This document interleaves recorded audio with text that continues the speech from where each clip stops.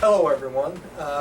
This is the 5th Ethical Revelation Fellowship. I'm Reverend Dr. Roger Paul, and tonight we're going to study paper 20, The Paradise Sons of God, and that starts on page 223 of the Urantia book, or paper 20, paragraph 1.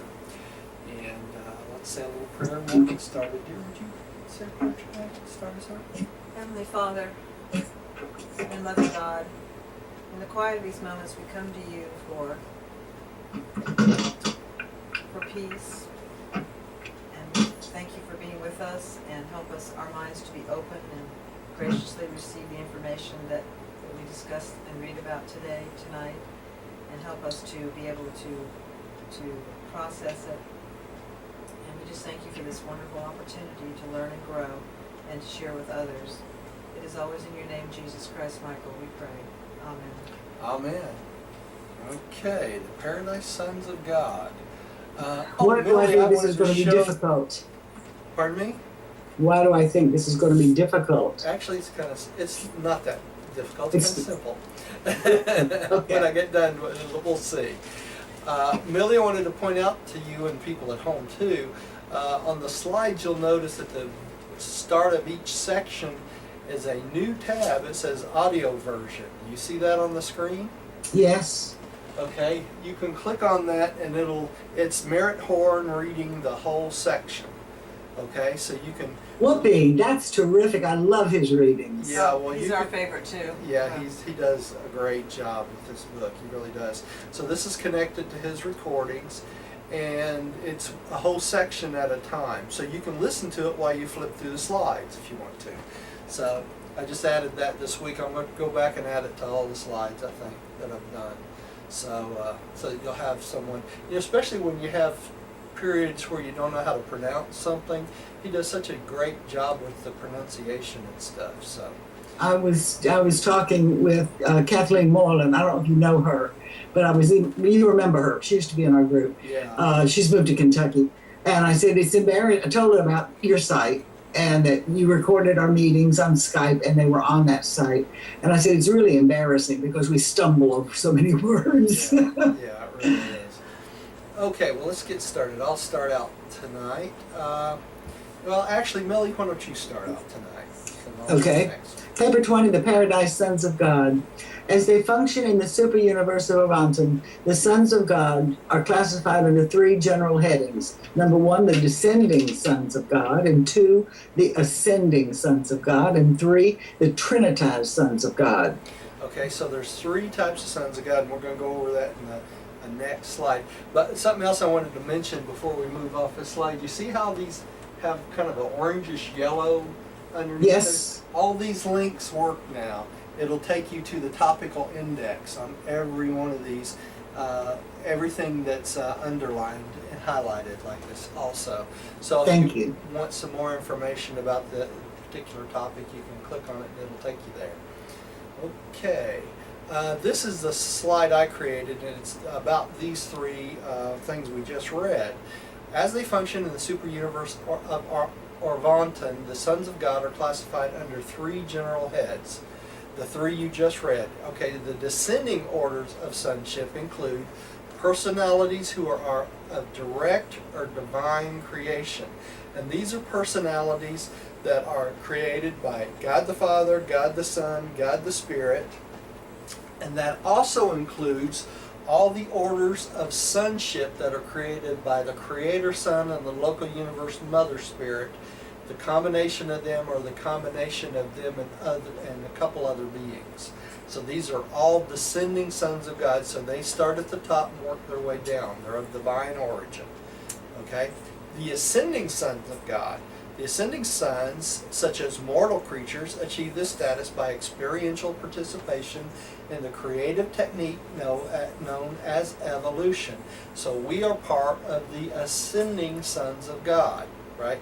We start as mortals and work our way up. That's ascending, as opposed to starting perfect and working your way down. And then there's the trinitized sons of God. And the trinitized sons are a group of composite origin, which include all beings embraced by the Paradise Trinity, even though not of direct Trinity origin. So these include Trinity origin beings plus Trinitized origin beings. And these are mortals who have worked their way up and become Trinitized. Okay, so within this Trinitized sons of God are are creatures from both of the other two, both the descending and the ascending. Okay, and that's in the Trinitized sons of God. Okay, Diane, would you take the next one? Descending orders of sonship include personalities who are of direct and divine creation. Ascending sons, such as mortal creatures, achieve this status by experiential participation in the creative technique known as evolution. Trinitized sons are a group of composite origin which includes all beings embraced by the Paradise Trinity, even though not of direct Trinity origin. Okay. Number one, the descending sons of God. Millie, would you take this one? Because I read the other one. 1. The descending sons of God. All descending sons of God have high and divine origins. They are dedicated to the descending ministry of service on worlds and systems of time and space. They there to facilitate the progress of the paradise climb of the lowly creatures of evolutionary origin, the ascending sons of God. Of the numerous orders of descending sons, 7 will be depicted in these narratives. Those sons who come forth from the deities on the central Isle of Light and Life are called the Paradise Sons of God and embrace the following 3 orders. 1. Creator sons, which are Michael's. 2. Magisterial sons, the Avonos. And 3. The Trinity teacher sons, the Danos. All right, would you take the rest of that here? The remaining 4 orders of descending sonship are known as the local universe sons of God. 4. Melchizedek sons. 5. Verondek sons. 6. Lananandek sons. 7. The life carriers. Okay, and I've broken these all down in a separate slide so we know which each group comes from. Okay, so let's run through these real quickly so we know what we're talking about as we talk about these sons of God tonight. The creator sons, these are the Michaels. The primary or creator sons are brought into being by the universal Father and the eternal Son, the combination of the two, right? Magisterial sons, they're known as the Avonals. The secondary or magisterial sons are children of the eternal Son and the infinite Spirit. So we have 2 different groups here. The Michaels, who's created by universal Father and the eternal Son, and the Avonals, which are the eternal Son and the infinite Spirit. Right? 2 different groups there.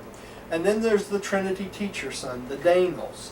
The Trinity teacher sons are the offspring of all 3, the Father, the Son, and the Spirit. Okay, and these are the Paradise sons of God, right? They all come from paradise. The remaining 4 orders of descending sonship are known as the local universe sons of God, and they are the Melchizedek sons, and they're the joint offspring of a local universe creator son, a creative spirit, and Father Melchizedek, the very first Melchizedek, right? So all the Melchizedeks are created by these 3 beings. They're of a 3-fold origin, not a dual-fold origin like most other sons. Okay? The Verondadeks and Lananandeks are brought into being by a creator son and his creative spirit associate, best known as the Most Highs and the constellation fathers. These are what? A dual origin being, because they come from 2 beings, right? The creator son and local universe creative mother spirit. And then there's the Lananandek sons. The Lananandeks are system sovereigns and planetary princes, and they're created the same way as the Verondadeks. Okay? The last order of sonship are the life carriers, and they are of a 3-fold order again. A life carrier is brought into being by a creator son and a creative spirit and an ancient of days. Okay? And we can't see that on that slide because it's too far down.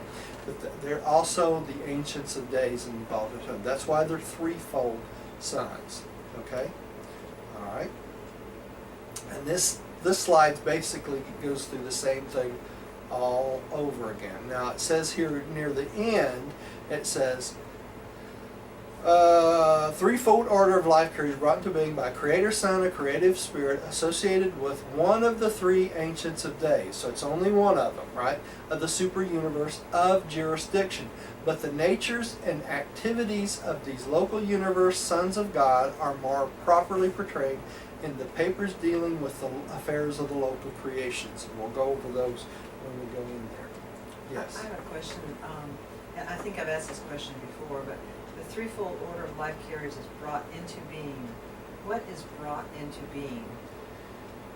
They're created just like every other son, but the difference is probably, since the threefold order of sonship, they service three different orders of types of beings. I know, but brought into being, I mean, they don't give birth to them, right? They don't give birth to them. They create them through like. I hate to use the word eventuated, but it's sort of like that. They just, when they're just needed, come in.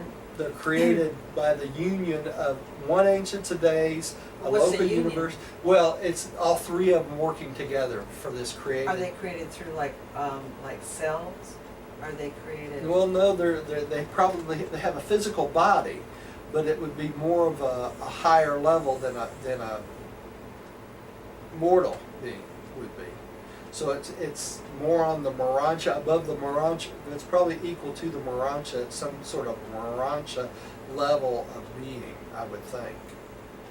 Okay, so but they don't say they're created like the other sons of God. Laboratory produced or something, or That I science? can't tell you. I know. There's no It specific. says the union of these three, so they may all get together and emit this thought and suddenly they appear. I just don't know. You know, it talks about in the life of Christ that when a creator son wills anything or wishes for anything, it automatically comes into being.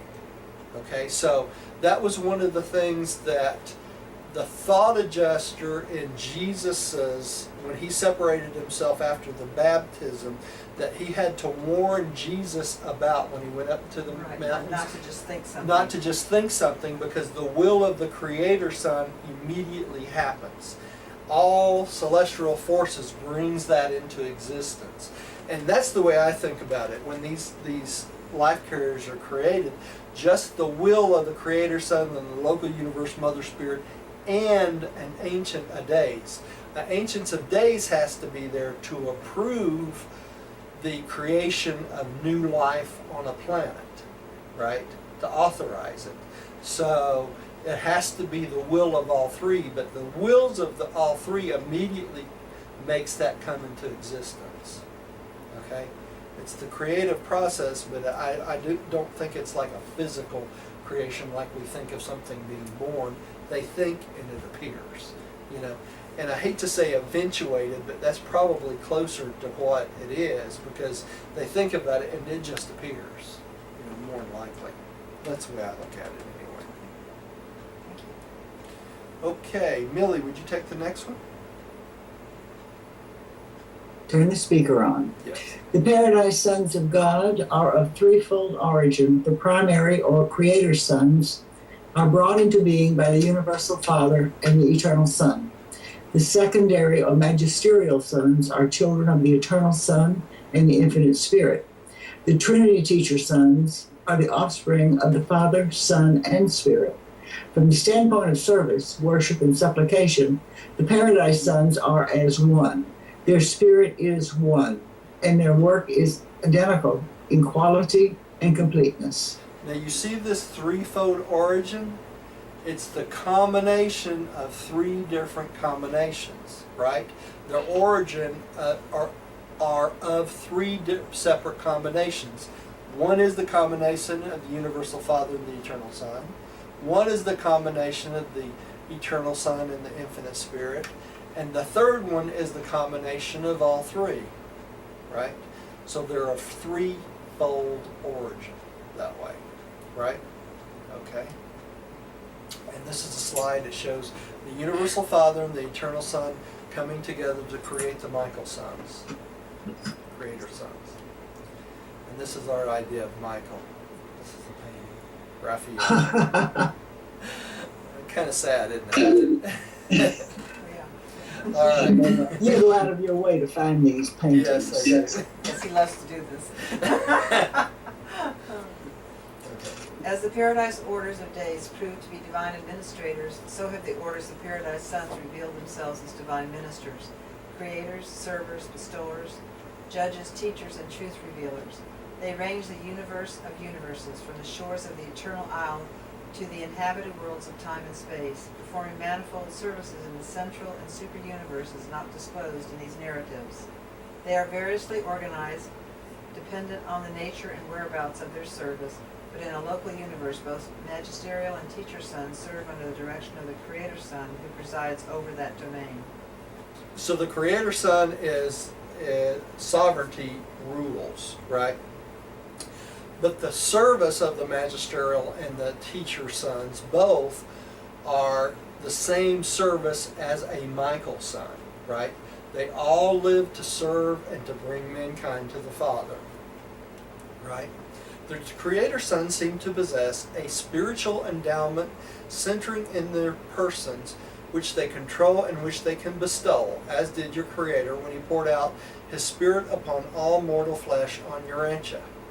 Each Creator Son is endowed with a spiritual drawing power in his own realm. He is personally conscious of every act and emotion of every descending Son of God serving in His domain. Here is a divine reflection, a local universe duplication of that absolute spiritual drawing power of the eternal Son, which enables Him to reach out to make and maintain contact with His Paradise Sons, no matter where they may be in all the universe of universes.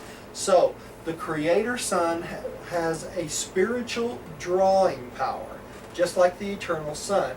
He gets his drawing power through the Eternal Son. Now, the Magisterial Sons has a spiritual drawing power also. The Trinity Teacher Sons do not. Okay, and that's important to understand. The Trinity Teacher Sons are again the representation of the Trinity to teach, right? But the spiritual drawing power goes through the Creator Sons and the Magisterial Sons only. When the Magisterial Sons have a bestowal on the planet, many times they act as the bestowal son for that planet, so the Spirit of Truth is poured out upon that planet when they finish their bestowal, just like it did for Michael. The difference is, after the local universe Michael has finished his final bestowal, then the Spirit of Truth that's been poured out on that planet changes to the spirit of a Master Son Michael. Okay? Even though it's got the spiritual drawing power. And we're going to find out some more. Let me ask you, back up. Okay. He was conscious of all the acts and emotions of descending sons. All descending sons, right. What about ascending sons? He is not conscious of all the acts and emotions of all ascending sons, because when we start, Millie, we're faith sons of God. And our communication with the universe is through the thought adjuster, okay?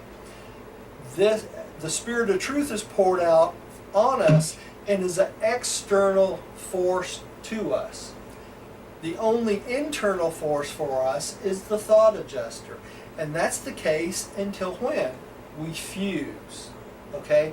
Then we become real sons of God, and then we plug into the universal circuit of the cosmos, right? And at that point, God the Father, God the Son, everyone knows who we are, where we are all the time. But until then, only descending sons does Michael have constant contact with through the spiritual circuit of the Son. Okay?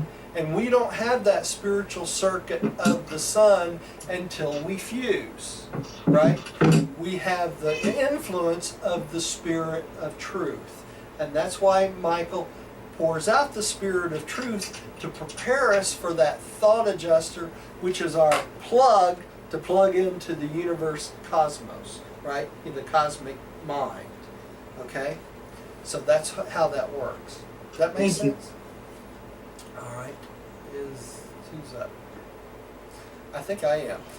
The Paradise Creator Sons serve not only as sons in their descending ministrations of service and bestowal, but when they have completed their bestowal careers, each function as a universe father in his own creation, while the other sons of God continue the service of bestowal and spiritual uplifting, designed to win the planets one by one to the willing recognition of the loving rule of the Universal Father, culminating in creature consecration to the will of the Paradise Father and planetary loyalty to the universe sovereignty of the Creator's sons. So when they become master sons, they have finished their bestowal careers, right? And then they function as the father of his universe, of his own creation. And we're part of that father, of that creation all the way up till we get to Salvington. And not only that, when we become first stage spirits, the Creator Son still is in it, knows what's going on with us, okay? Because he is our local father, part of the Father's sovereignty, okay? Millie, would you take the next one? Yes. In a sevenfold Creator Son, Creator and creature are forever blended in understanding, sympathetic, and merciful association. The entire order of Michael, the Creator Sons, is so unique that the consideration of their natures and activities will be reserved to the next paper in this series, while this narrative will be chiefly concerned with the two remaining orders of Paradise Sonship, the Magisterial Sons and the Trinity Teacher Sons. Okay, so we're going to concentrate on the Magisterial and Teacher Sons tonight. Okay. Dear, would you take the next one? To the Magisterial Sons. Every time an original and absolute concept of being formulated by the Eternal Son unites with a new and divine idea of loving service conceived by the Infinite Spirit, a new and original Son of God, a Paradise Magisterial Son, is produced. These sons constitute the order of Avonas, in contradistinction to the order of Michael, the Creator Sons.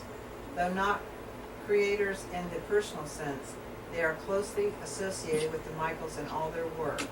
The Avonals are planetary ministers and judges, the magistrates of the time-space realms of all races to all worlds and in all universes. Okay, so they are the magistrates of time and space, right? So they are the ones that do what? They judge the planet, okay? So every 1,000 years or every millennium, they'll have a roll call, and it's the Avonals or the Magisterial Sons that judge you to go on or not, right? And they do this in lieu of who? Michael, right? Under the direction of Michael. And that's important to understand. They also come down as in bestowals on our on planets, right? We have never had a Magisterial Son as a bestowal since we had a Creator Son, okay? And this is a picture of the creation of the Avonals. The Eternal Son and the Infinite Spirit combined to make an Avonal or a Magisterial Son, okay? We have reasons for believing that the total number of Magisterial Sons in the Graham universe is about 1 billion. They are a self-governing order being directed by their Supreme Council on Paradise, which is made up of experienced Avonals drawn from the services of all universes. And when assigned to and commissioned in a local universe, they serve under the direction of the Creator Son of that domain. So as long as they're in that local universe, they're under the direction of the Creator Son of that particular universe. Millie. Avonals are the Paradise Sons of service and bestowal to the individual planets of the local universes.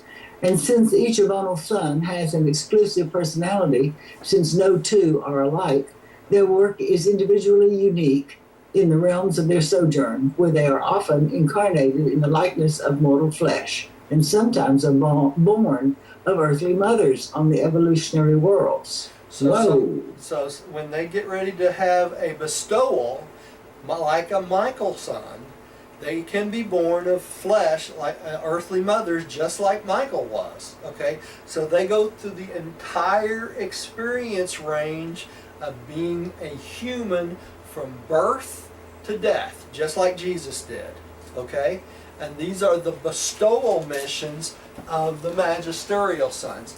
This is not a magisterial mission where they come and judge the planet, right? That does not happen until their earthly bestowal is completely done, right? Okay, this would be a bestowal, so keep them straight, all right? It's a long one, dear. In addition to their services on the higher administrative levels, the Avonals have a threefold function on the inhabited worlds. Judicial actions. 1. They act at the close of the planetary dispensations. In time, scores, hundreds of such missions may be executed on each individual world, and they may go to the same or to other worlds times without number as dispensation terminators, liberators of the sleeping survivors. Stop there, let me comment. These are the different things that the magisterial sons do. This is number one. The first thing they do is they close a dispensation, and they might do this over and over and over again, liberating the sleeping survivors to go to the mansion world, right? That's one of their jobs. Okay, let's go to the next one. Magisterial missions. 2. A planetary visitation of this type usually occurs prior to the arrival of a bestowal son. On such a mission, an Avonal appears as an adult of the realm by a technique of incarnation not involving mortal birth. Subsequent to this first and usual magisterial visit, Avonals may repeatedly serve in a magisterial capacity on the same planet both before and after the appearance of a bestowal son. On these additional magisterial missions, an Avonal may or may not appear in material and visible form, but on none of them will he be born into the world as a helpless babe. Okay, so if it's a magisterial mission, they will not be born of a woman. They will appear as a full-blown man of the species, right? Just like who did? Melchizedek. But he was not on a magisterial mission. He appeared to do a specific job in the flesh, right? Well, this is just like a magisterial mission. When they do this, they're not born of women. They appear as full-blown male. They do the magisterial mission, and then they leave, just like they came. Okay, just like Melchizedek did. Okay, and now there's the third type of mission, the bestowal mission. Bestowal missions. 3. The Avonal sons do all, at least once, bestow themselves upon some mortal race on some evolutionary world. Judicial visits are numerous, magisterial missions may be plural, but on each planet there appears but one bestowal son. Bestowal Avonas are born of woman, as Michael of Nebadon was incarnated on Urantia. So if this is a bestowal mission, they start out just like Jesus did. They grow up, they become men, they go through their mission, and they die, just like Jesus did, right? So that's the three types of missions that magisterial sons do: judicial, magisterial, and bestowal. Okay? What do they mean by bestowal? Bestowal means that they go from their form as a magisterial son and bestow themselves into a human being to become incarnated as a human. Actually, they become incarnated as a magisterial son as a human. Okay? What do they bestow? Their personality, their essence of who they are. Just like Jesus did bestow himself in 7 different forms, the magisterials do this 7 different times as beings on planets. Okay. They go through 7 bestowals just like Jesus did, but they do it all in the same type of beings, right? They don't do it in descending order of beings like Jesus did. Remember, Jesus bestowed himself in every type of being he created, right? The 7 different types. All right. All right, and this is a picture of an Avonal bestowing themselves on the mortal race or some evolutionary world as a babe and becoming a full-grown man. Okay? All right. There is no limit to the number of times the avonal sons may serve on magisterial and bestowal missions, but usually when the experience has been 7 times traversed, there is suspension in favor of those who have had less of such experience or service. These sons of multiple bestower experience are then assigned to the high personal council of a creator son, thus becoming participants in the administration of universe affairs. So after they've gone through this bestowal 7 times, just like Jesus, they become part of the administration of the local universe. Right? All right.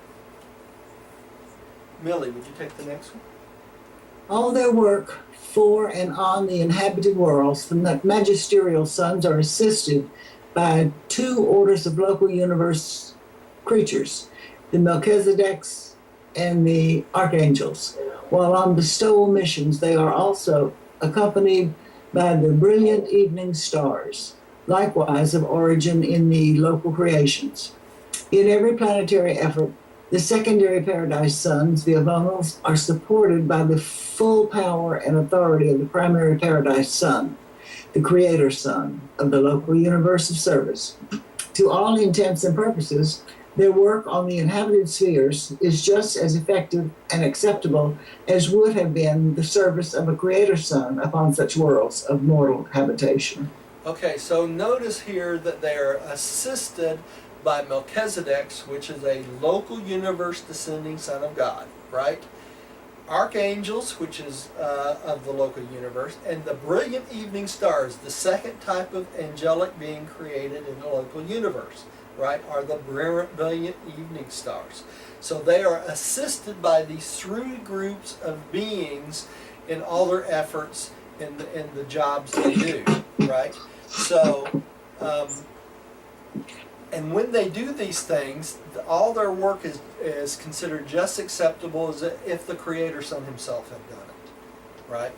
So it gives every single planet of the local universe, of the super universe also, the opportunity for a bestowal son to appear and teach the planet in preparation for what? The era of light and life, right? So, just like Jesus brought us more information about God the Father and the sonship of the universe, these bestowal sons do the same thing. Right? Okay, Millie, would you take the next one?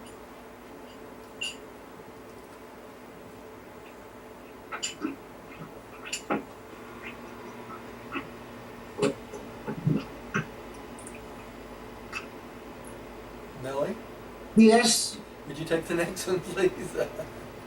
I had to go away for a minute. Oh, okay. Number 3, judicial actions. The avonals are known as magisterial sons because they are the high magistrates of the realms. The adjudicators of the successive excuse me. The adjudicators of the successive dispensation of the worlds of time. They preside over the awakening of the sleeping survivors, sit in judgment on the realm, bring to an end a dispensation of suspended justice, execute the mandates of an age of probationary mercy, reassign the space creatures of planetary ministry to the task of the new dispensation, and return to the headquarters of their local universe upon the completion of their mission. Okay, so that's what they do, right? They're the adjudicators of each dispensation, right? They're the judges that judge the sleeping survivors, okay? When they sit in judgment on the destinies of an age, the avonals decree the fate of the evolutionary races. But though they may render judgments extinguishing the identity of personal creatures, they do not execute such sentences. Verdicts of this nature are by none but the authorities of a super universe. Do y'all realize the importance of what these guys do? They make judgments as of the extinguishing of identity. These are the first step of beings when they are judged. They choose not to follow the will of God. It is the avonal sons that have to decree their extinguishing. Okay? Now, they do not carry this out, do they? Only the Ancients of Days can do that. But this is where it starts. So if there's nothing spiritually salvageable with these beings, they don't get what? Past the planet. You see this? They don't go to Salvington. They don't get judged in front of Michael. They don't do any of this until they're judged here. Right? Their decree is not salvageable. It's kicked up to what? The local universe. Then it's kicked up to the Ancients of Days. The Ancients of Days put out the decree that there's nothing salvageable about this being, so the life force is removed. That's what happens. Okay? So these are the guys that make the first decision. The arrival of a paradise of Ono on the evolutionary world for the purpose of terminating a dispensation and inaugurating a new era of planetary progression is not necessarily either a magisterial mission or a bestowal mission. Magisterial missions sometimes and bestowal missions always are incarnations. That is, on such assignments, the Avonals serve on a planet in material form, literally. Their other visits are technical, and in this capacity, the Avonal is not incarnated for planetary service. If a magisterial son comes solely as a dispensational adjudicator, he arrives on a planet as a spiritual being, invisible to the material creatures of the realm. Such technical visits occur repeatedly in the long history of an inhabited world. So a magisterial son can come and judge a planet over and over and over and over again as a spiritual being, and we'll never know that they're here. Right? This dispensations just keep going on and on and on. But if it's a magisterial mission, then it can be an incarnation, right, in a material's form, right?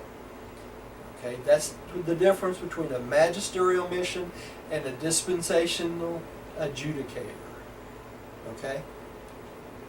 Do they, when they're here, do they know who they are when they're in physical form? Oh yeah, yeah. Just like Jesus eventually became aware of his pre-existent, they do the same thing, Billy.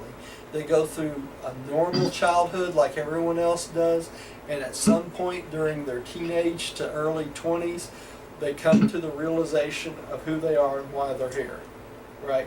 And while they're here, they're given what? A thought adjuster, just like Jesus was. So they learn to communicate with the thought adjuster just like Jesus did, right? All sons of God, when they're in the material form, are assigned a thought adjuster. So they do it just like Jesus did. So you would identify them as a really good person? Somebody that... Yeah, it would be somebody that is very spiritual and pretty much has his head together. And probably at some point during his life, he would make the statement that if you've seen me, you've seen the Son of God. Okay? Remember when Jesus says, if you've seen me, you've seen the Father? Well, with the magisterial son, he will say, if you've seen me, you've seen the Son of God. He's the Son of the Son. Right? Son in the Spirit. Okay, that's the difference. All right. Who's up? Me again?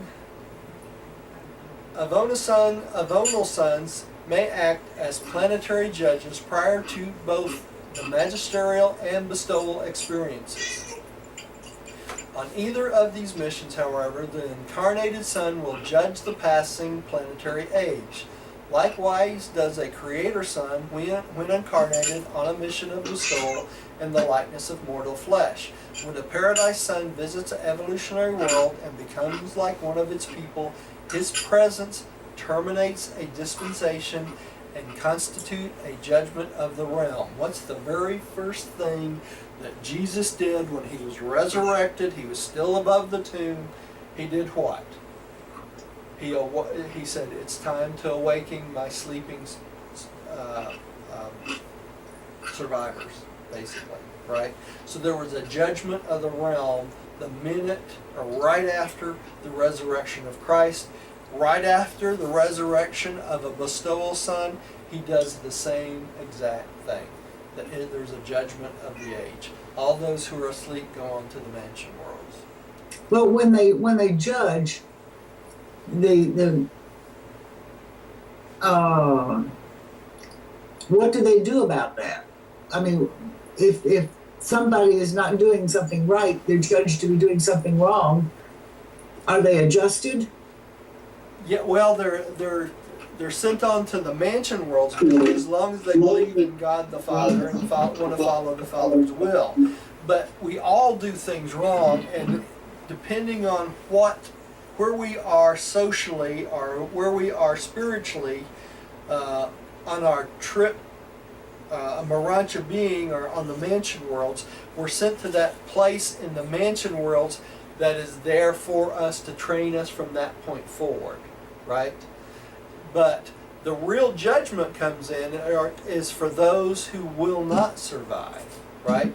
If there's survival value, you're going to go on to the mansion world. They judge the planetary. They judge the planet.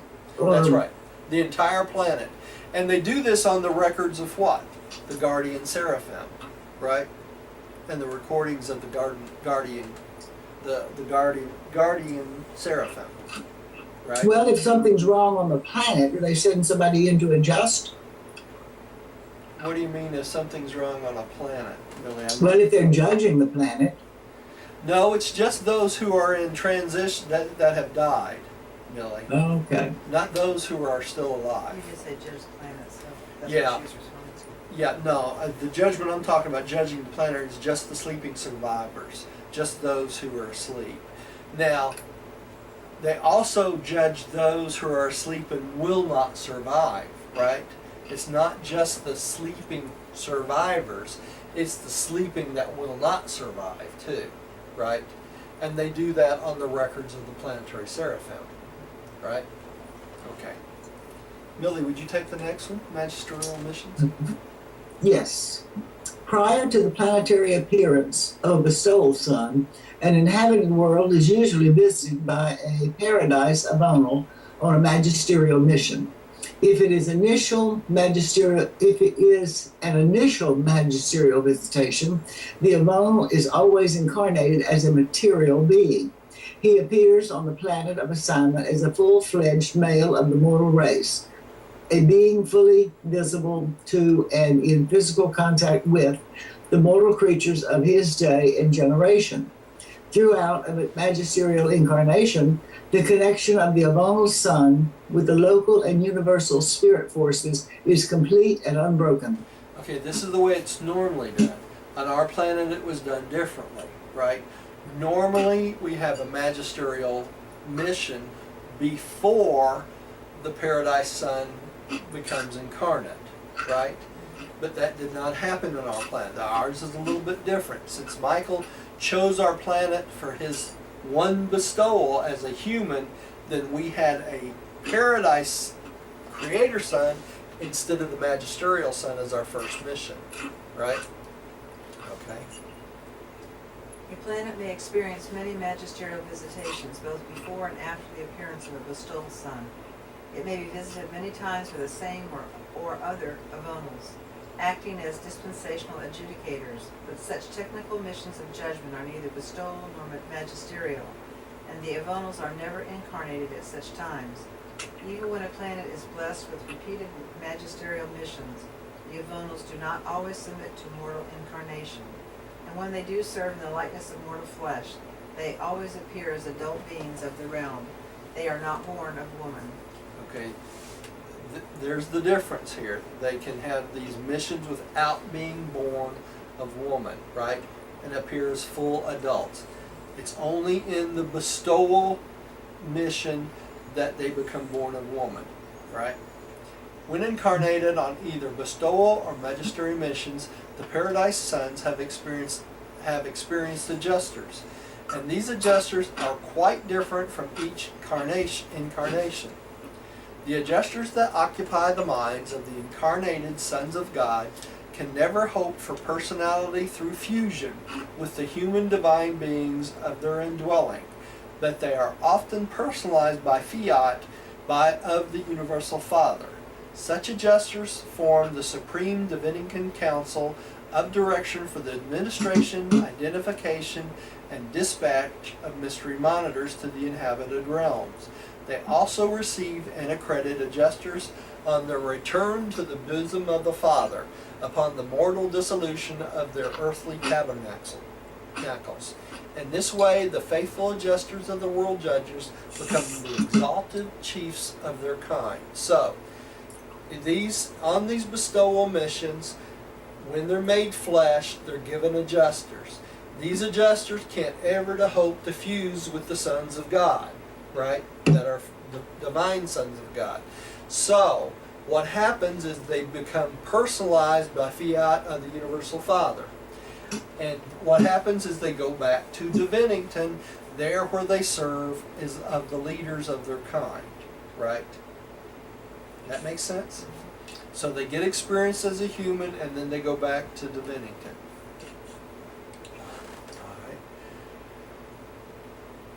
Urantia has never been host to an evolved son on a magisterial mission.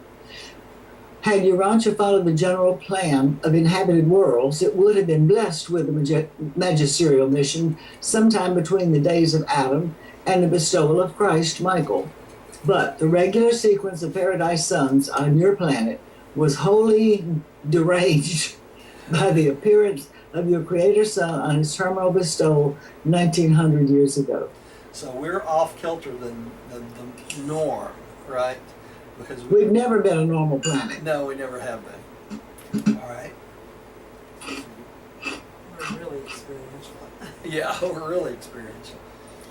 Urantia may yet be visited by an Avonal commission to incarnate on a magisterial mission, but regarding the future appearance of Paradise Sons, not even the angels in heaven know the time or manner of such visitations.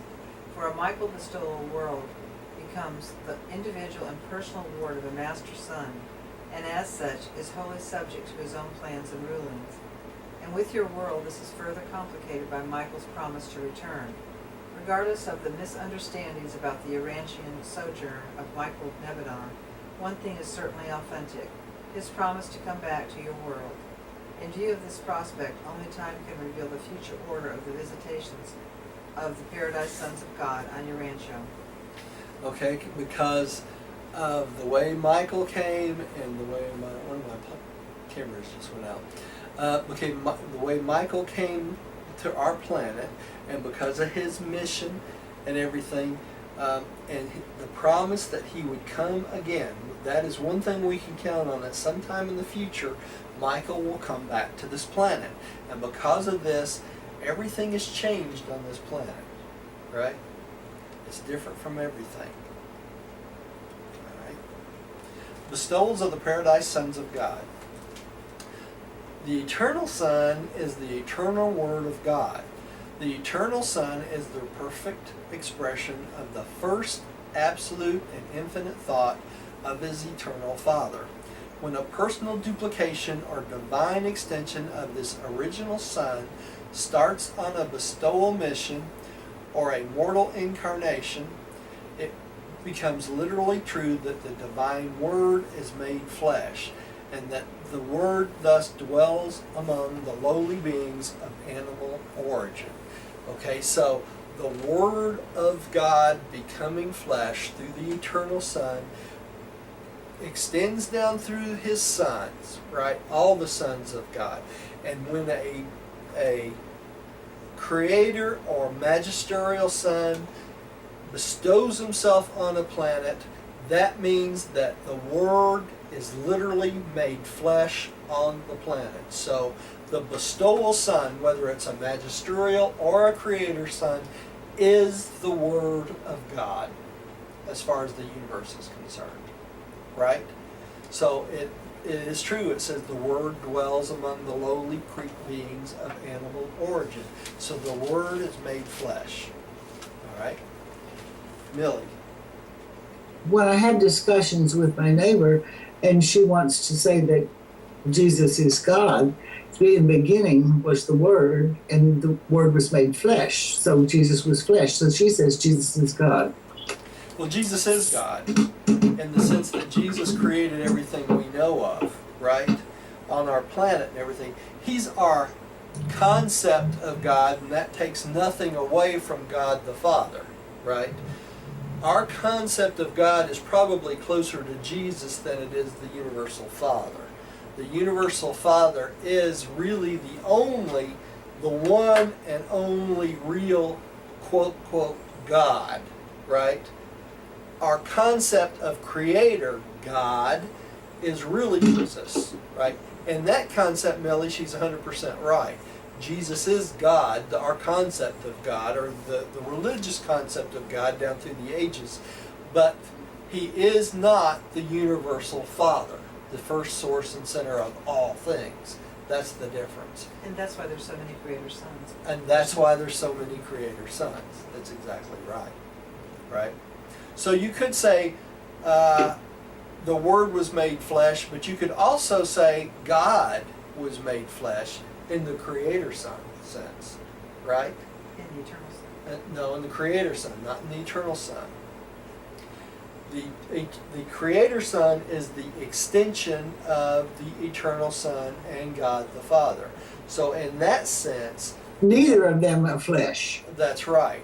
But in the extension of deity, the Word and God are both made flesh through what? The creator sons. Right? Yeah. And through the magisterial Son, think of it this way, it's the creator of the Son and the Spirit, right? So in the magisterial Son, it's just what? The Word is made flesh, not God is made flesh. God is only made flesh in the concept of the Trinity. So Right? that's why they're judicial. That's why they're Because judicial. they carry out. That's right. They carry They're out. still under the control of the Creator Son, right? But it's still considered the Word becoming flesh because they're descendants of whom? The Eternal Son. That makes sense? A lot to it. All right. Is it me? Yeah, I think it's you, Melanie. On Urantia, there is a widespread belief that the purpose of the Son's bestowal is, in some manner, to influence the attitude of the Universal Father. But your enlightenment should indicate that this is not true.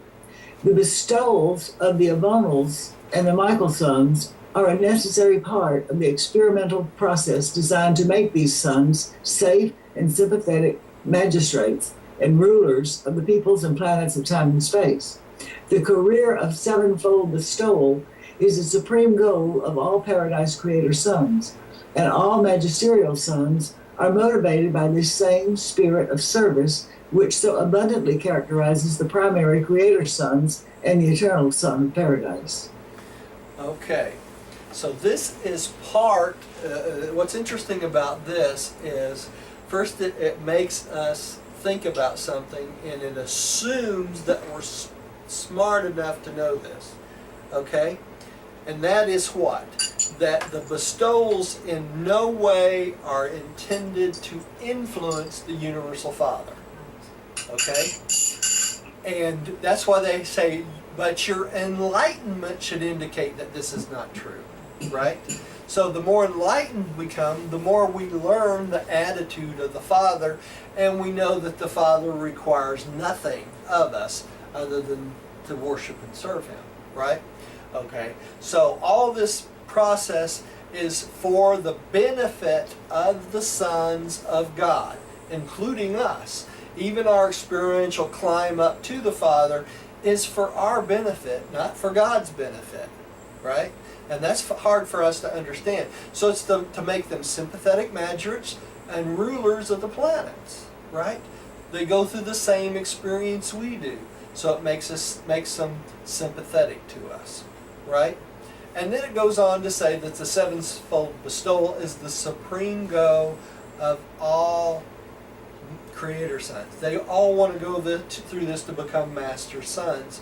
And the magistrates are all motivated by the same spirit of service that the Creator sons have and the Eternal Son of Paradise has, right? It's all service motivated. Okay? All right. Some order of Paradise Son must be bestowed upon each mortal inhabited world in order to make it possible for thought adjusters to indwell the minds of all normal human beings on that sphere. For the adjusters do not come to all bona fide human beings until the Spirit of truth has been poured out upon all flesh. And the sending of the Spirit of truth is dependent upon the return to universe headquarters of a paradise son who has successfully executed a mission of mortal bestowal upon an evolving world. Okay, something very important in this paragraph.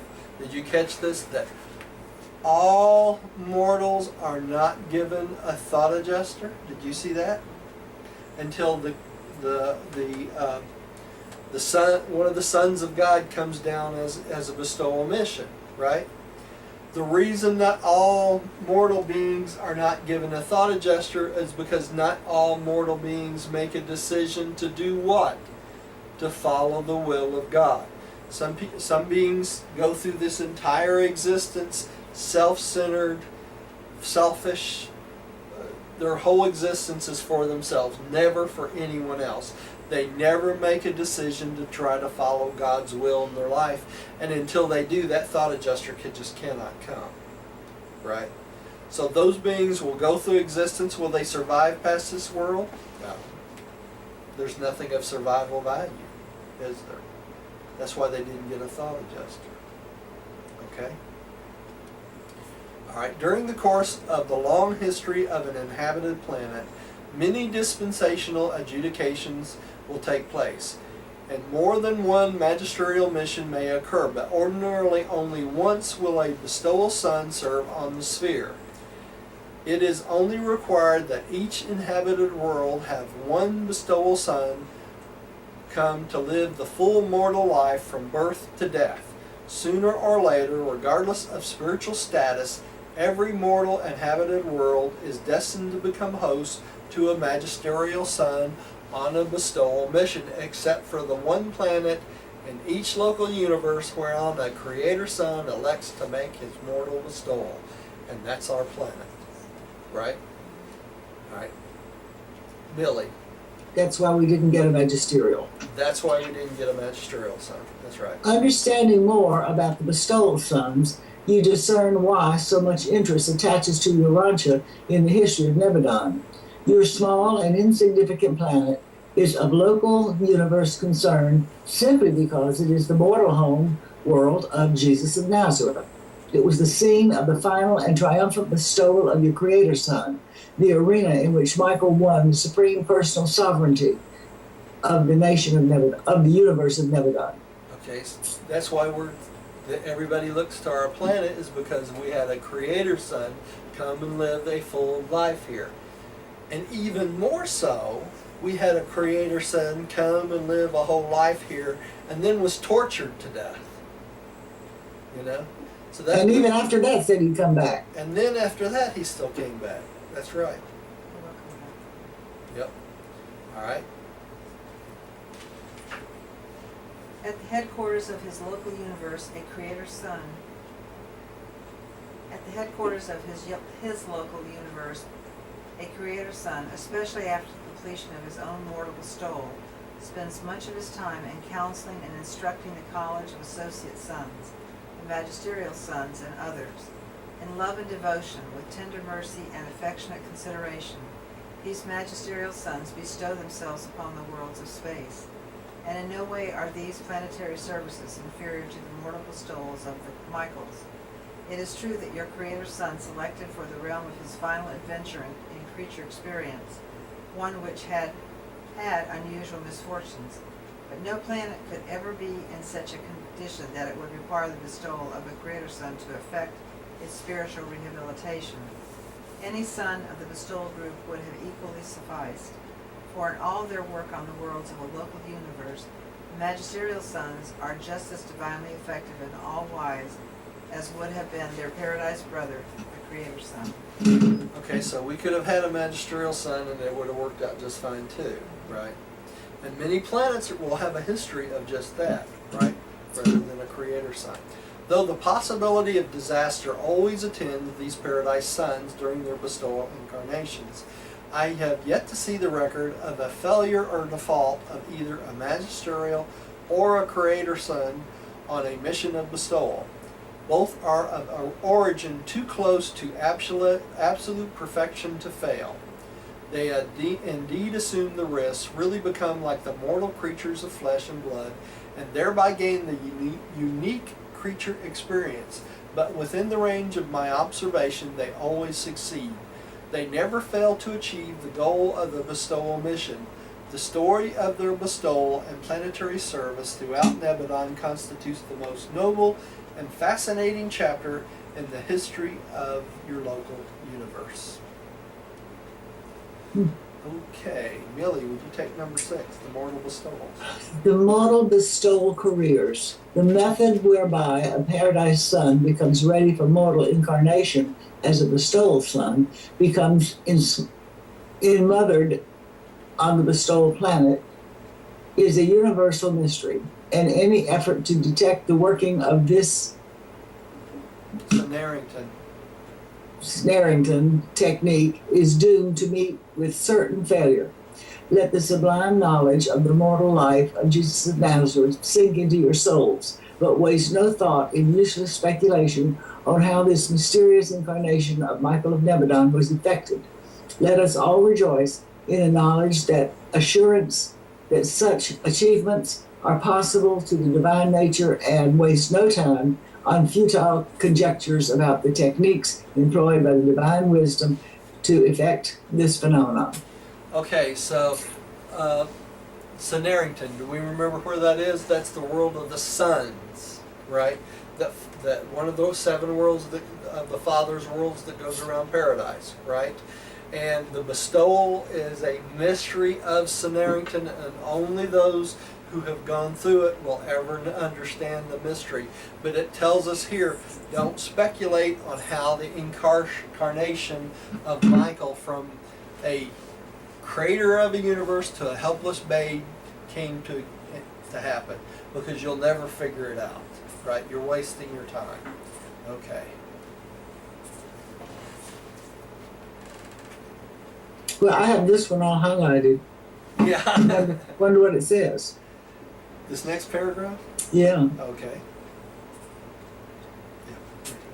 On a mortal bestowal mission, a paradise son is always born of woman and grows up as a male child of the realm, as Jesus did on Urantia. These sons of supreme service all pass from infancy through youth to manhood, just as does a human being. In every respect, they become like the mortals of the race into which they are born. They make petitions to the Father, as do the children of the realms in which they serve. From a material viewpoint, these human divine sons live ordinary lives, with just one exception. They do not beget offspring on the worlds of their sojourn. That is a universal restriction imposed on all orders of the paradise bestowal sons. So they are all born of woman, right? They going through childhood into youth, and none of them have sons. So all these movies about Jesus having descendants and all this is a lot of hoopla. They're not allowed to have sons, mortal sons on the planet. Well, Adam and Eve weren't allowed either to go outside their marriage. Yeah, they weren't supposed to, Melanie, anyway, but they did. Right. As Jesus worked on your world as the carpenter's son, so do other paradise sons labor in various capacities on their bestowal planets. You could hardly think of a vocation that has not been followed by some paradise son in the course of his bestowal on some one of the evolutionary planets of time. So almost every profession has had a bestowal son at one time or another. Millie, would you take the next one? When a bestowal son has mastered the experience of living the mortal life, when he has achieved perfection of attunement with his indwelling adjuster, thereupon he begins that part of his planetary mission designed to illuminate the minds and to inspire the souls of his brethren in the flesh. As teachers, these sons are exclusively devoted to the spiritual enlightenment of the mortal races on the worlds of their sojourn. Okay. So what is he here for? To illuminate the minds and inspire the souls of his brethren in the flesh, right? Well, you said before that as soon as he was baptized and came up out of the water, he could have gone home then. He could have. He didn't have to stay and teach. That's right. That's right. But he chose not to. Okay. The mortal bestowal careers of the Michaels and the Avonas, while comparable in most respects, are not identical in all. Never does a magisterial son proclaim, "Whosoever has seen the Son has seen the Father," as did your Creator Son when on Urantia and in the flesh. But a bestowed Avonal does declare, "Whosoever has seen me has seen the eternal Son of God." The magisterial sons are not of immediate descent from the universal Father, nor do they incarnate subject to the Father's will. Always do they bestow themselves as paradise sons, subject to the will of the eternal Son of paradise. You see the difference? They are the representation of the eternal Son, not the Father. So they're always in participation with the will of the Son, right? That includes the will of whom? The will of Michael, right? When they're doing a bestowal. Right? When the bestowal sons, creator or magisterial, enter the portals of death, they reappear on the third day. But you should not entertain the idea that they always meet with the tragic end encountered by the Creator Son who sojourned on the your world 1900 years ago. The extraordinary and unusually cruel experience through which Jesus of Nazareth passed has caused Urantia to become locally known as the world of the cross. It is not necessary that such inhuman treatment be accorded a son of God. The vast majority of planets have afforded them a more considerate reception, allowing them to finish their mortal careers, terminate the age, adjudicate the sleeping survivors, and inaugurate a new dispensation without imposing a violent death. A bestowal son must encounter death, must pass through the whole of the actual experience of mortals of the realm, but it is not a requirement of the divine plan that this death be either violent or unusual. Now, doesn't this give you a little bit of forethought about how John the Baptist died? He had to drink the same cup. He had to go through mortal death. That's why Jesus did not do what? He did not rescue John the Baptist, right? All sons of God, whether they start from here or come from there, have to go through the same process, have to experience mortal death, right? All right. Millie, did you take the next? Could John the Baptist have been one of these descending sons of God? No. He was a mortal. He was a regular mortal. But the point was that we all have, well, it comes up in the next paragraph, we all have to drink the cup of death once, at least. When bestowal sons are not put to death by violence, they voluntarily relinquish their lives and pass through the portals of death, not to satisfy the demands of stern justice or divine wrath, but rather to complete bestowal, to drink the cup of the career of incarnation and personal experience in all that constitutes a creator's life as it is lived on the planets of mortal existence. Bestowal is a planetary and universe necessity, and physical death is nothing more than a necessary part of the bestowal mission. So they all have to go through the same creature experience as we do, right? And part of that is drinking the cup, which is dying, right? Okay. Here. When the mortal incarnation is finished, the Avonal of service proceeds to paradise, is accepted by the universal Father, returns to the local universe of assignment, and is acknowledged by the Creator Son. Thereupon the bestowal Avona and the Creator Son send their conjoint truth to function in the hearts of the mortal races dwelling on the bestowal world. In the pre-sovereignty ages of a local universe, this is the joint spirit of both sons, implemented by the creative spirit. It differs somewhat from the spirit of truth which characterizes the local universe ages following a Michael's seventh bestowal.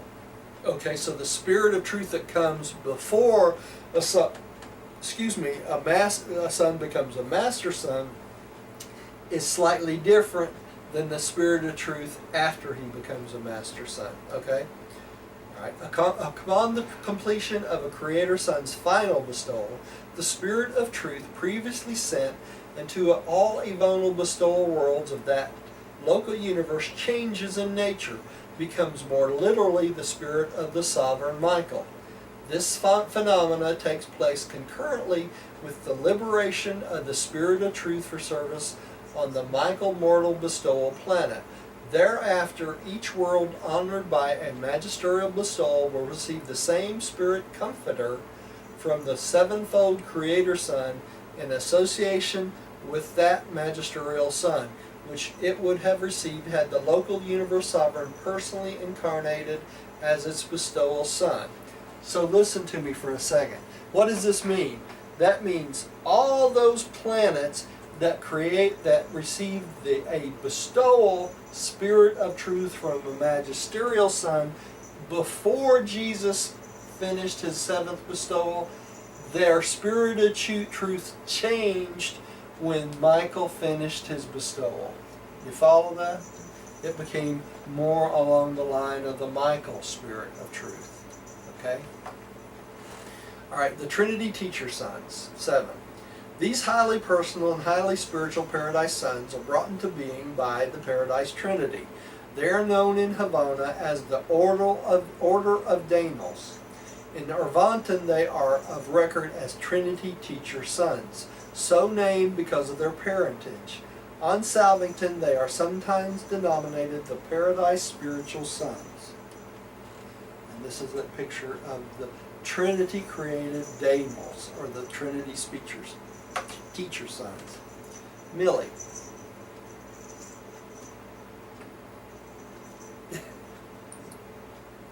Got it.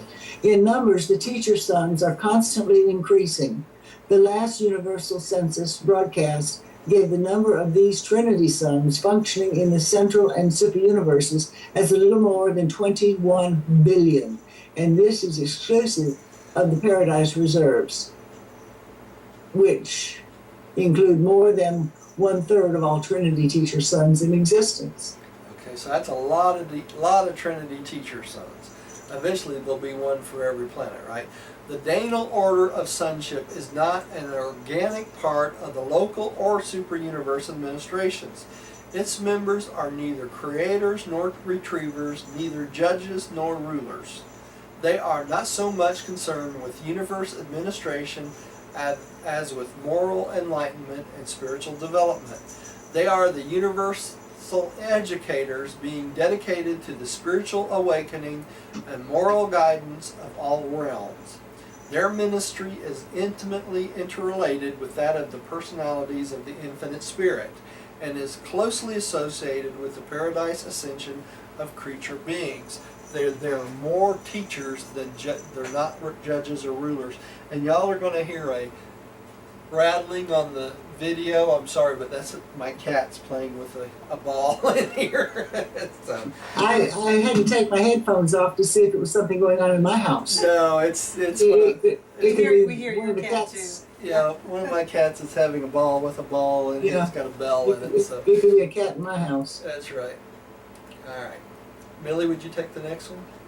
These sons of the Trinity partake of the combined natures of the three Paradise deities, but in Havana, they seem more to reflect the nature of the Universal Father. In the super universes, they seem to portray the nature of the Eternal Son, while in the local creations, they appear to show forth the character of the Infinite Spirit. In all universes, they are the embodiment of service and the discretion of wisdom. So each area they portray a different part of the Trinity. All right. So Unlike their Paradise brethren, Michael's and Avona's Trinity Teacher Sons receive no preliminary training in the central universe. They are dispatched directly to the headquarters of the super universes, and from there are commissioned for service in some local universe. In their ministry to these evolutionary realms, they utilize the combined spiritual influence of the Creator Son and the associated magisterial sons, for the Daniels do not possess a spiritual drawing power in and of themselves. all right, so they do not have that drawing power like the magisterial sons do they? Or the Creator Sons. The local universe ministry of the Daniels. The Paradise Spiritual Sons are unique Trinity origin beings and the only Trinity creatures to be so completely associated with the conduct of the dual origin universe. Why is that? Creator Son, Creator Mother Spirit, right?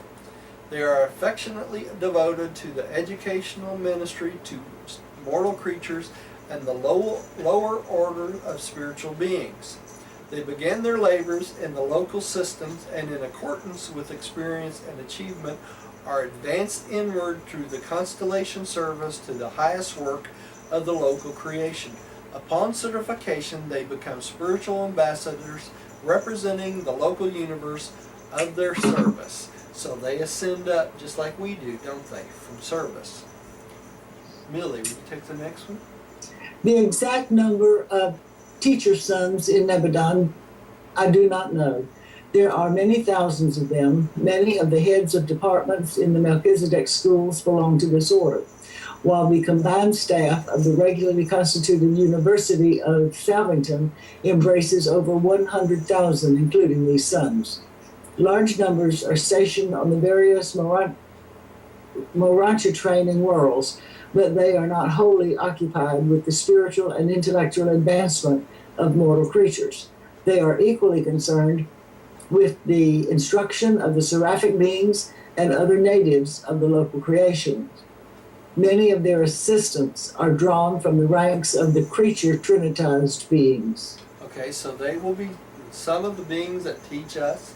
They'll be teaching the seraphic beings, the seraphim, and many other beings along their way. So they're the teachers of the universe, really. Okay, sweet.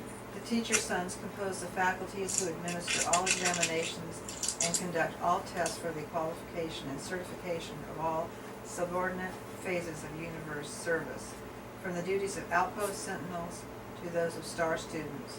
They conduct an age-long course of training ranging from the planetary courses up to the High College of Wisdom, located on Salvington. Recognition indicative of effort and attainment is granted to all, ascending mortal or ambitious cherubim, who complete these adventures in wisdom and truth. So they're the ones that test us, right, as we ascend. In all universes, all the sons of God are beholden to these ever faithful and universally efficient Trinity teacher sons. They are the exalted teachers of all spirit personalities, even the tried and true teachers of the sons of God themselves. But the endless details of the duties and functions of the Trinity's sons I can hardly instruct you.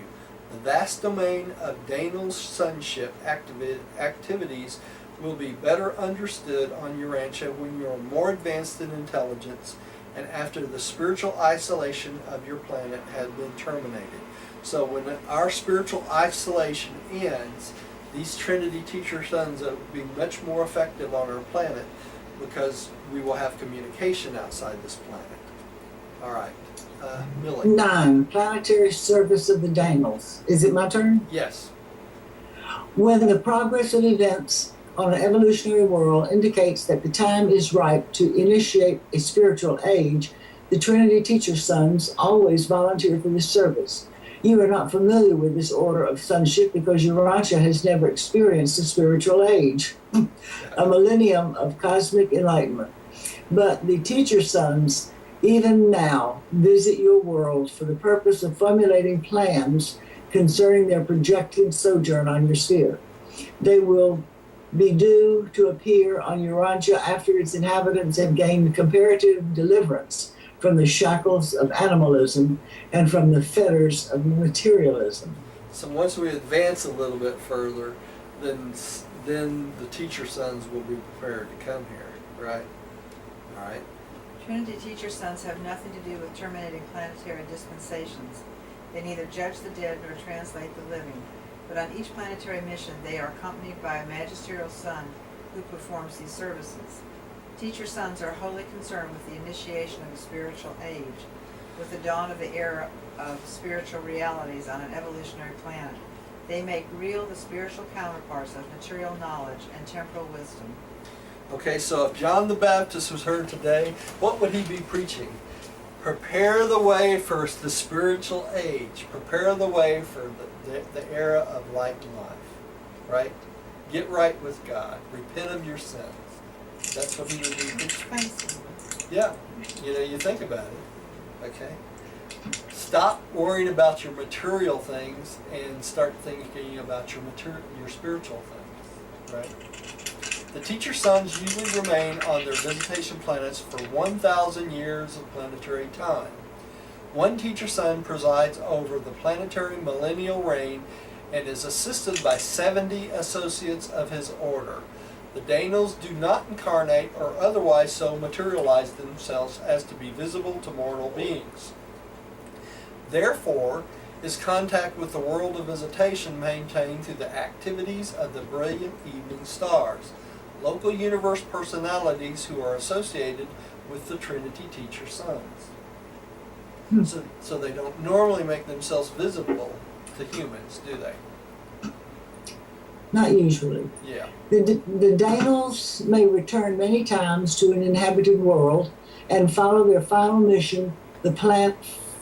Following their final mission, the planet will be ushered into the settled status of a sphere of light and life. The evolutionary goal of all the mortal inhabited worlds of the present universe age. The mortal core of the finality has much to do with the spheres settled in light and life, and their planetary activities touch upon those of the teacher suns. Indeed, the whole order of Danal sonship is intimately connected with all phases of finaliter activities in the evolutionary creation of time and space. Now remember, the finaliters are outside the range of human beings also, aren't they? So they would also not be visible. And that's why these other orders of beings, like midwayers and angels, would come in to be great benefit during that period of time, right? All right. The Trinity teacher suns seem to be so completely identified with the regime of mortal progression through the earlier stages of evolutionary ascension that we are often led to speculate regarding their possible association with the finaliters in the undisclosed career of the future universes. We observe that the administrators of the super-universes are part Trinity origin personalities and part Trinity embraced ascendant evolutionary creatures.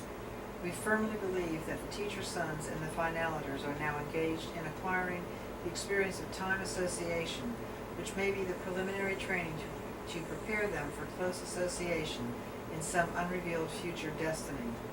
On Uversa, it is our belief that when the super-universes are finally settled in light and life, these paradise teacher suns, who have become so thoroughly familiar with the problems of evolutionary worlds and have been so long associated with the career of evolutionary mortals, will probably be transferred to eternal association with the paradise core of the finality. And that makes sense because they're teachers and they would go with the finaliters who are also teachers. The united ministry of the paradise sons. All the paradise sons of gods are divine in origin and in nature. The work of each paradise son in behalf of each world is just as if the son of service were the first and only son of God. Millie. The paradise sons are the divine presentation of the acting natures of the three persons of deity to the domains of time and space. The creator, magisterial, and teacher sons are the gifts of the eternal deities to the children of men and to all other universe creatures of ascension potential. These sons of God are the divine ministers who are unceasingly devoted to the work of helping the creatures of time attain the high spiritual goal of eternity. So they all work for the same goal, to bring us to God, right? In the Creator Sons, the love of the Universal Father is blended with the mercy of the Eternal Son and is disclosed to the local universes in the creative power, loving ministry, and understanding sovereignty of the Michaels. In the Magisterial Sons, the mercy of the Eternal Son, united with the ministry of the Infinite Spirit, is revealed to the evolutionary domains in the careers of these avonals of judgment, service, and bestowal. In the Trinity Teacher Sons, the love, mercy, and ministry of the three paradise deities are coordinated on the highest time-space value levels and are presented to the universes as living truth, divine goodness, and true spiritual beauty. So notice all the efforts and all the ideals of the three divinity, the Trinity, is revealed through these sons, right? In the local universes, these orders of sonship collaborate to effect the revelation of the deities of paradise to the creatures of space. As the father of a local universe, a creator son portrays the infinite character of the universal father. As the bestowal sons of mercy, the Avonals reveal the matchless nature of the eternal Son of infinite compassion. As the true teachers of ascending personalities, the Trinity Danal sons disclose the teacher personality of the infinite Spirit. In their divinely perfect cooperation, Michaels, Avonals, and Danals are contributing to the actualization and the revelation of the personality and sovereignty of God the Supreme, and into the time-space universe. In the harmony of their triune activities, these paradise sons of God never function in the vanguard of the personalities of deity as they father the never-ending expansion of the divinity of the first great source and center from the everlasting Isle of Paradise into the unknown depths of space, presented by a perfecter of wisdom from Urantia. Whew, man, what a paper, isn't it? Was that what you expected, Millie? It wasn't as difficult. I don't think I'll have them tucked into my memory banks anytime soon, but I understand them now. But, yeah. Yeah, it will come more and more to you. And next time we'll take the Paradise Creator Sons. This is the whole paper just on the Michaels. Well, I have to go over something over and over and over and over again to, really plug it in. Yeah. So the more I listen to this and read this, the more I will be comfortable with it. Well, I think it's the same with everyone, Millie, because I have to read these papers sometimes 8 and 10 times before I'm ready to teach them. I really do, because it's some of it to really grasp everything that's in it. It takes a lot of study. It really does. We actually studied this paper on August 10th, 2011. Yeah. In depth when we starting out our study of forward on. Yeah. I think I get most confused when I look at the charts. There's so much on the charts that I can't see it. Yeah. There's too much there. Yeah. Wait a minute, slow it down. Wait. Yeah, I know. That's why they're out there. You can download them and mull over them quite a bit. Yeah. Well, let's say a little prayer and we're closed for the night. This is good. Lord, thank you for such a beautiful day today, and thank you for allowing us to come and study this together, that we might benefit others through our knowledge of it. We thank you for opening our hearts and minds, and we pray that you watch over this week and give us a wonderful week and prepare us for Sunday's meeting. We thank you and we give you the praise. In your son's Michael, name Jesus of Nazareth. Amen. Thank you for joining us, folks. We'll see you again. God bless you.